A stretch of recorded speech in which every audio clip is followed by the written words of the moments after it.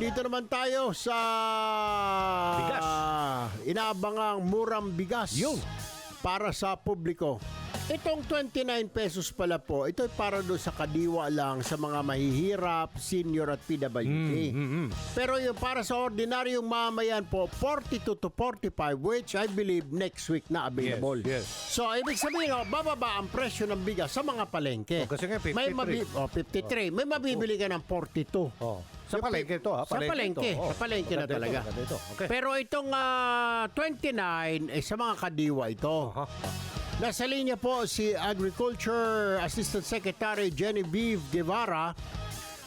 Asek Guevara, this is Erwin Tulfo po and Aljo Bendijo. We're live po sa PTV nationwide at Radyo Pilipinas. Good morning po, Asek. Morning. Good morning. Good morning po. Sir, Morning po, Asek. Opo. Morning. Asek, 29 pesos per kilo. Pero ito po ay para, saan po ito mabibili? Sa kadiwa lang po ba? O meron din sa mga palengke pero solely or exclusively para sa mahihirap lang seniors at PWD? Itong 29 per kilo. yes, Kong. Available po ito. Ngayon po kasi nasa trial, large-scale trial po tayo.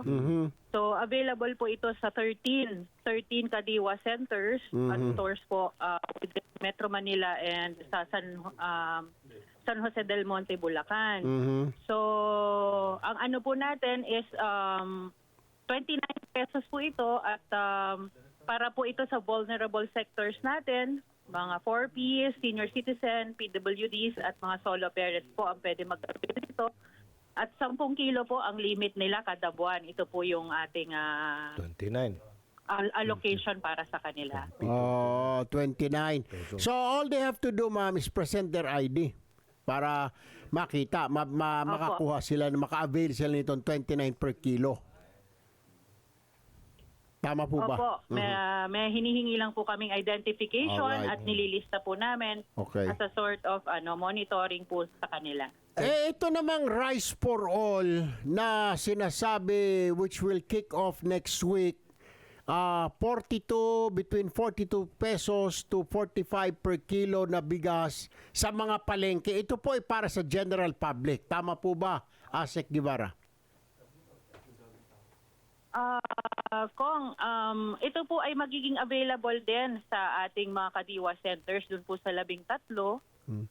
Pero ang initial po natin price para dito ay nasa 48 po. 48? So yung pong range po natin na binigay, 48. 45 to 48 po kasi yung initial range din po sa pag-angkat po ng ating bigas. Dahil nga po ito ngayon ay gagawin nating available for all. So ito po sa initial trial po natin, ganoon din po, 48 pesos po ito. Ilang kilo Pero ang ito po ay limit? para sa lahat na, kahit sino po. May limit o ba per kilo dyan kada buwan? Tinitignan po naming wala naman pong limit kada buwan, kaya lang po ang daily para sa isang tao po, tinitignan namin, pwede po siya makabili ng isang sako. Isang 25 sako. kilos po. Yun po ang limit Kasi I natin believe per- na nakausap po namin yung ASEC, nakausap namin ni Speaker Martin Romualdez yung mga importers at saka retailers and they're willing po to cooperate at sila mismo, they gave us the schedule na by next week daw, nasa merkado na po itong kanilang mga produkto para maibenta nga. Pero parang mas mababa po sa kanila pa, ma'am. Parang may mabibili pang yung mga tinatawag na broken at 42 per kilo. Mahal pa rin. Baka itong 48 sobrang ganda na nito. Tama po ba? Baka mukhang maganda sobrang po maganda itong masyado 48 itong na 48. ito. Baka Opo, maputi tama na po. ito na mabango pa. Maganda Bay itong Aljo. 48 na ito. Yung 42 ay broken. Yun po na kung So, go ahead po. susuporta naman po tayo kung susuporta naman tayo kung meron po magsusupply sa atin ng mas mababa ay ilalabas po natin yan at hindi Alright. naman Pero, po natin yan patatagalin. Ngayon ba, Asek, magkano ba ang bigas ngayon yung pinakamura diyan sa merkado? 53?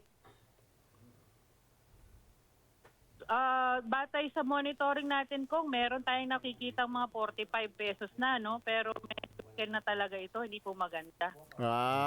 Yung ilalabas. Although Opo. Go ahead po. Opo. Meron pong mga average ngayon nasa Oh. 50 to 55 po yung medyo yung po ay nasa 60 to 65. Pero at least what is important, ASEC Genevieve, is may mga bigas, bababa na po starting next month. Kasi ultimo yung pinagkukunan din natin na India ay mukhang bababa rin sila at saka Vietnam. Sana nga magtuloy-tuloy pa na mas bumaba pa dahil inilisan na binawasan ang taripa nito by Aljo. Anyway, ASEC Genevieve, maraming salamat po. Magandang umaga po sa inyo. Maraming salamat din kong Sir Aljo. Opo, sana ay may benta din to sa Mindanao kung sa Di, lahat nga. Luzon. Ito kausapin natin, no? Oo. Walang iba kundi si Ka-Orly Manuntag ng Grain Retailers Confederation of the Philippines o GRECON. GRECON. Okay, Yan. ito na. Ka-Orly, magandang umaga po. Ang inyong pong kaibigan, Erwin Tulpo at Aljo Bendijo. Live po tayo sa PTV sa buong bansa at Radyo Pilipinas. Naririnig po tayo ngayon, napapanood. Magandang umaga po, Ka-Orly. Okay, magandang umaga po. Kung Erwin po at ka-Aljon po. Sa inyo lahat po tagapakinig Morning, po morning. sa buong Pilipinas. Opo. Good morning po. Opo, yung huli po nating pag-uusap, yung meeting po natin with Speaker Romualdez, sabi ho ninyo, hopefully by next week, by Monday, ngayong weekend, ibababa nyo na yung mga bigas ninyo sa mga retailer, sa mga palengke dito sa NCR. Tama po ba ito, Ka-Orly? Tama po kayo, Kong Erwin. Ito po yung mga napagkaisahan po din ng ibang mga importers po natin, yung mga nagsisidatingan po nila ngayon. Makita po sa merkado, ito pong week na to at hanggang next week po simula na po yan para po makita po yung 45 pesos Yun. na well-milled rice po na 25% broken. Ba, okay. 25%. So, magandang klase. Hindi ito, kasi iniisip ng mga kababayan, baka mga bulok na yan, baka mga nangingitim na yan. So, 45 is well-milled rice ito. As in, ito yung mga sinisilbi sa mga fast food, Yan. Ka-Orly. Halos ganun po ang quality niya. Kung Erwin, maayos po itong bigas at mga bagong dating po ito. At nagpapasalamat din kami sa mga kasamahan din po natin na importers. Yes. Diba, nag-reduce po ng tariff. At ngayon nga po, sinasabihan po namin sila na hanggat maaari po sana yung 10% ng kanilang importation ay 25% well-milled para naman magtuloy-tuloy Tama. yung suporta po natin dito sa EO62. At magkaroon tayo ng 45 pesos po sa well-milled at doon naman po sa 100% broken, makakaroon po siguro tayo ng mga 42 to 43 pesos po per kilo po sa ating merkado. Okay. So nationwide ito, Ka-Orly, no? Kailan natin mararamdaman ito sa mga Iloilo, sa mga Mindanao, sa mga Sulu, Tawi-Tawi? Kailan kaya mararamdaman ito nila, Ka-Orly? Siguro po, ngayon pong bago po magkatapusan po ng buwan, magsisidatingan po yung mga in-import po nila. At kami naman po ay nakahanda rin po tumulong sa GRECON po at saka sa PRISM na mag-monitor po sa mga kasamahan po natin. So, are you saying ngayong Agosto, ramdam na ito hanggang doon sa Region 13, Region 12, Region 11, sa BARM, itong ganitong presyo? Malamang po, maramdaman na po yan. Inga lang po, syempre po, gusto rin po namin siyempre hingin din po ang tulong ng gobyerno. Pagka nakaka-meeting po ang mga importers, ipatawag din po ang lahat para nang sa ganun po ay maramdaman po talaga epekto po ng 45 pesos natin sa market. Actually, sir, may plano po si Speaker Romualdez na kasama ho kayo, ay ako na-text niya, na mag-ikot po yata. Pag na-implement na po ninyo ito, bigyan nyo lang kami ng go signal kung meron na kayo sa mga palengke para masilip naman po at makita na sumusunod. At makita rin natin mismo kung anong klase mga bigas at baka tayo mapahiya, Ka-Orly. Pare-para tayo mapahiya. Sabihin tao pangit naman yung 45 na yan. Kaya maganda ho ba masilip natin na anong klase mga bigas ito. Ano po? Po, makakaasa ho kayo at pag-deliver po sa mga palengke. Sige po. At bisuhan po namin kayo agad para makapasyal po kayo sa NCR po muna. Panghuli na lang, Ka-Orly.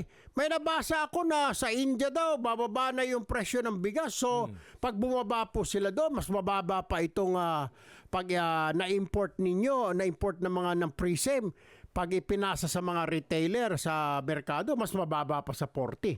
Tama po ba? Yan po yung magiging epekto once po nagbukas na po ang border po ng India para po sa Bigas. export ng kanilang white rice. Oho. Tingin ko po malaki po epekto nito dahil 40% po ng imported na supply po sa buong mundo ay galing po sa India. Ano? Inaasahan po namin ito mga $50 to $80 po per ton.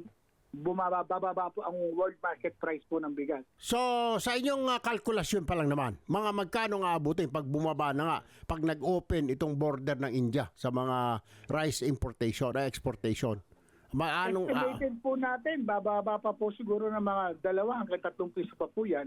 Kapag po nagbukas na po ang So, border. mga po ng we're India. talking about mga 40 na siguro, sir. Kurang Mura 42, na mga 40 na lang. Possible po yun. Once Wala po na. nagbaba po, nag-open Yan, na po ang yan border. wala pang intervention ho dyan ng mga subsidiya, di po ba, Ka-Orly? Yan po ay voluntary lang na contribution o tulong ng mga grupo ho ng mga pribado. Tama po ba? Tama po. Ito po yung mga kasamahan po natin na gusto pong tumulong din po sa Alright. gobyerno sa pamamagitan po ng PRISM, GRECON at mga iba po natin mga kasamahan po. Alright. Magandang balita yan. Magandang balita. Anyway, Ka-Orly Manuntag, I will see you po very, very soon. Maraming salamat po sa panahon na binigay niyo po sa akin. Magandang umaga po. Ay maraming salamat din po sa inyong imbitasyon po. Yeah.